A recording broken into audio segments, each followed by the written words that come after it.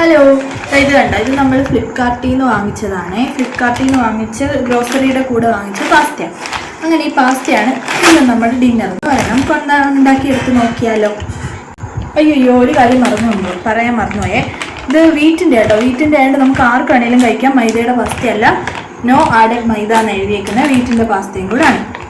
Okay, ആദ്യം തന്നെ നമ്മൾ കുറച്ച് വെള്ളം തിളപ്പിക്കാനായിട്ട് വെക്കണം. എന്നിട്ട് വെള്ളം തിളച്ച് വരുമ്പോൾ അതിലേക്ക് നമ്മുടെ കയ്യിലുള്ള പാസ്ത കുറച്ചായിട്ട് ഇട്ട് കൊടുക്കണം. ഞാനിപ്പോൾ ഇതിൻ്റെ ഹാഫ് മാത്രമേ ഇടുന്നുള്ളൂ. ഇതിൻ്റെ ഹാഫ് പോർഷൻ നമ്മൾ എടുത്തു കഴിഞ്ഞാൽ ഒരു 3 പേർക്ക് കഴിക്കാനുള്ളത് കാണും. അങ്ങനെ പാസ്ത ഇട്ട് കൊടുത്തിട്ട് അതിനകത്ത് കുറച്ച് ഉപ്പും കൂടെ ഇട്ട് കൊടുക്കണം. ഒരു 10-12 മിനിറ്റ് എങ്കിലും ഇത് നല്ലതുപോലെ വേവിച്ച് നമുക്ക് കിട്ടണം.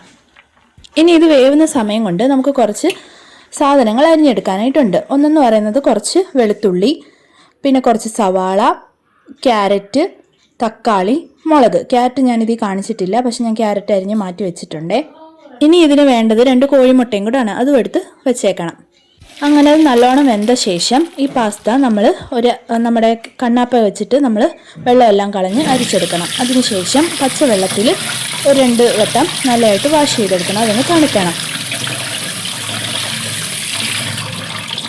എന്നിട്ട് നമ്മൾ കൈ കൊണ്ട് എടുത്ത് നോക്കുമ്പോൾ അറിയാം നമുക്ക് നല്ലതുപോലെ വെന്തോ ഉടഞ്ഞോ എന്നൊക്കെ നമുക്ക് അറിയാനായിട്ട് പറ്റും. ഉടഞ്ഞു പോവരുത്, ഒരു പാകത്തിനുള്ള വേവ് വേണം ആവാൻ. അതിനുശേഷം നമ്മൾ ചീനിച്ചട്ടി എടുത്തിട്ട് കുറച്ച് വെളിച്ചെണ്ണ അല്ലെങ്കിൽ സൺഫ്ലവർ ഓയിലോ എന്താണെന്ന് വെച്ചാൽ ഒഴിച്ചു കൊടുക്കാം. വളരെ കുറച്ച് മതിയേ. ഇത് കാണാൻ നോക്കുമ്പോൾ നമുക്ക് നല്ല പ്രൊസീജിയറായിട്ട് കുറേ സമയം എടുക്കും തോന്നെങ്കിലും, പക്ഷെ പെട്ടെന്ന് എളുപ്പമാണ് നമുക്ക് ഉണ്ടാക്കിയെടുക്കാൻ. അങ്ങനെ എണ്ണ നല്ലതുപോലെ ചൂടായ ശേഷം നമുക്ക് നമ്മൾ അരിഞ്ഞു വെച്ചേക്കുന്ന വെളുത്തുള്ളി അങ്ങ് ഇട്ട് കൊടുക്കാം. വെളുത്തുള്ളി ചെറിയൊരു ബ്രൗൺ കളർ ആകുമ്പോഴത്തേനും, ചെറുതായിട്ട് മതിയെ ബ്രൗൺ കളർ ആകുമ്പോഴത്തേനും നമ്മൾ അരിഞ്ഞു വെച്ചേക്കുന്ന പച്ചമുളകും കൂടി ഇട്ട് കൊടുക്കാം. എപ്പോഴും നമ്മൾ വീറ്റിൻ്റെ പാസ്ത കിട്ടുകയാണെങ്കിൽ വീറ്റിൻ്റെ പാസ്ത എടുക്കുന്നതായിരിക്കും നല്ലത്. വീറ്റിൻ്റെ പാസ്ത നമ്മുടെ ഫ്ലിപ്കാർട്ടിലൊക്കെ വാങ്ങിക്കാനായിട്ട് കിട്ടും. ഇതിനകത്ത് ഞാനിപ്പോൾ എൻ്റെ കയ്യിലുള്ള പച്ചക്കറിയാണ് ഇട്ട് കൊടുക്കുന്നത്. അല്ലാതെ എന്ത് പച്ചക്കറി വേണമെങ്കിലും നമുക്ക് ഇട്ട് കൊടുക്കാം. അപ്പോൾ പച്ചക്കറി കഴിക്കാൻ മടിയുള്ളവർക്കൊക്കെ ഇതിനകത്ത് ഇട്ട് കഴിച്ചു കഴിഞ്ഞാൽ അതിൻ്റെ ആ ഒരു ടേസ്റ്റ് നമ്മൾ അറിയത്തില്ല. അങ്ങനെ വെളുത്തുള്ളിയും നമ്മുടെ പച്ചമുളകും ഒന്ന് മൂത്ത് വരുമ്പോഴത്തേന് നമ്മുടെ കയ്യിലുള്ള ബാക്കി അരിഞ്ഞു വെച്ചേക്കുന്ന സവാള ഇട്ട് കൊടുക്കാം. അങ്ങനെ സവാളയൊക്കെ നമ്മൾ ഇട്ട് കൊടുത്ത് ഇപ്പോൾ സവാള ഇടുമ്പോൾ തന്നെ അതിനകത്ത് കുറച്ച് ഉപ്പൂടി ഇട്ട് കൊടുത്താൽ പെട്ടെന്ന് വാടി കിട്ടും. അതുകൊണ്ട് കുറച്ച് ഉപ്പൂടി ഇട്ടിട്ട് നല്ലതുപോലെ നമ്മൾ ഇളക്കി കൊടുത്തുകൊണ്ടേ ഇരിക്കണം. ഇളക്കി കൊടുത്ത് ഒരു കുറച്ച് നേരം കഴിയുമ്പോൾ വേണം നമുക്ക് അരിഞ്ഞു വെച്ചേക്കുന്ന ക്യാരറ്റ് കൂടെ അങ്ങിട്ട് കൊടുക്കാൻ. അതാകുമ്പോൾ എല്ലാം ഒരുമിച്ച് കിടന്നങ്ങ് വെന്ത് ക്യാരറ്റും ആ കറക്റ്റ് സമയത്ത് വെന്ത് വന്നോളും.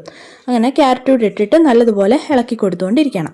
ക്യാരറ്റ് മാത്രമല്ല, ഏത് ആണോ നമ്മുടെ കയ്യിലുള്ള പച്ചക്കറി അത് നമുക്ക് ഇതിൻ്റെ കൂടെ ഈ സമയത്ത് തന്നെ ചേർക്കാം.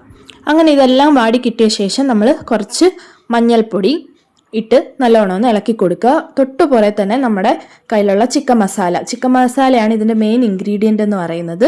അങ്ങനെ നമ്മൾ കുറച്ച് ചിക്കൻ മസാല കൂടി ഇട്ട് കൊടുക്കണം. 1.5 സ്പൂൺ മതിയാവേ. എരിവ് കുറച്ച് കൂടുതൽ വേണം എന്നുള്ളവർക്ക് കുറച്ച് മുളക് പൊടി കൂടി ആഡ് ചെയ്ത് കൊടുക്കാം.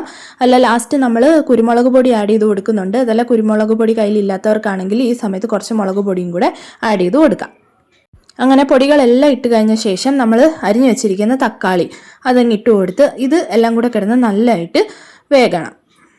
തക്കാളി നല്ലതുപോലെ വെന്ത് ഉടയുന്നതാണ് ഇതിൻ്റെ ഗ്രേവിയുടെ ആ പെരട്ടിൻ്റെ രുചി എന്ന് പറയുന്നത്. നല്ലോണം ഈ ആവി കിടന്ന് തന്നെ നല്ലോണം വെന്ത് നല്ല തൊലിയെല്ലാം അതിൻ്റെ ആ ഫ്ലഷ് എല്ലാം നല്ലതായിട്ട് വെന്ത് ഉടഞ്ഞ് വരണം. എന്നിട്ട് നമ്മൾ കുറച്ച് ഉപ്പും കൂടെ ആഡ് ചെയ്ത് കൊടുക്കണം. ഉപ്പ് നമുക്ക് നേരത്തെ പാസ്തയ്ക്ക് ആഡ് ചെയ്ത് കൊടുത്തിട്ടുണ്ട്. അതിൻ്റെ കൂടെ ഉള്ളിക്കകത്ത് നമ്മൾ കുറച്ചിട്ടിട്ടുണ്ട്. അപ്പോൾ അതിൻ്റെ നോക്കിയിട്ട് വേണം ഉപ്പ് ഇട്ട് കൊടുക്കാനായിട്ട്. ഇപ്പോൾ ഇത് കറക്റ്റ് പാകമായിട്ടുണ്ട്. ഇനി നമുക്ക് വേണ്ടത് ഇതിനകത്തോട്ട് മുട്ട ഇട്ട് കൊടുക്കുക എന്നുള്ളതാണ്. അങ്ങനെ 2 മുട്ടയാണ് ഞാൻ എടുത്തേക്കുന്നത്. 3 മുട്ട വരെ നിങ്ങൾക്ക് ഇതിനകത്ത് ഇട്ട് കൊടുക്കാവുന്നതാണ്. മുട്ടയുടെ ഫ്ലേവർ ഇഷ്ടമുള്ളവർക്ക് 3 മുട്ട വരെ ഇട്ട് കൊടുക്കാം. നല്ല ടേസ്റ്റ് ആയിരിക്കുമേ. മുട്ട ഇട്ട ശേഷം നല്ലതുപോലെ അത് ഗ്രേവിക്കകത്ത് ഇളക്കി പിടിപ്പിക്കണം. അങ്ങനെ മുട്ട നല്ല പാകമായിട്ട് വന്നു കഴിഞ്ഞിട്ടുണ്ട്. അതിലേക്ക് നമുക്ക് കുറച്ച് ടൊമാറ്റോ സോസ് ഉണ്ടെങ്കിൽ മാത്രം മതി. ടൊമാറ്റോ സോസ് ഇല്ലെങ്കിലും പ്രശ്നമൊന്നുമില്ല, ഞാനുള്ളത് ഊറ്റിയെടുത്തിട്ടതാണ്. എന്നിട്ട് ഇതിലേക്ക് ലാസ്റ്റ് നമ്മൾ വെച്ച വേവിച്ച് വെച്ച പാസ്തയും കൂടെ ഇട്ട് നല്ലതുപോലെ പതുക്കനെ ഇളക്കി കൊടുക്കണം. പുറത്ത് പോകാതെ പതുക്കനെ ഇളക്കി കൊടുക്കണം. അങ്ങനെ ഇളക്കി കൊടുത്തു കഴിയുമ്പോഴത്തേന് നമ്മുടെ പാസ്ത റെഡിയാണ്. ഇത് ഹെൽത്തിയാണ്, വീറ്റിൻ്റെ ആയതുകൊണ്ട് തന്നെ ഹെൽത്തിയാണ്. ബ്രേക്ക്ഫാസ്റ്റായിട്ടോ ഡിന്നറായിട്ടോ 4 മണിക്കോ ഒക്കെ നമുക്ക് എടുക്കുകയും ചെയ്യാം. വെജിറ്റബിൾ ആഡ് ചെയ്ത് കഴിക്കുകയും ചെയ്യാം. ഉം.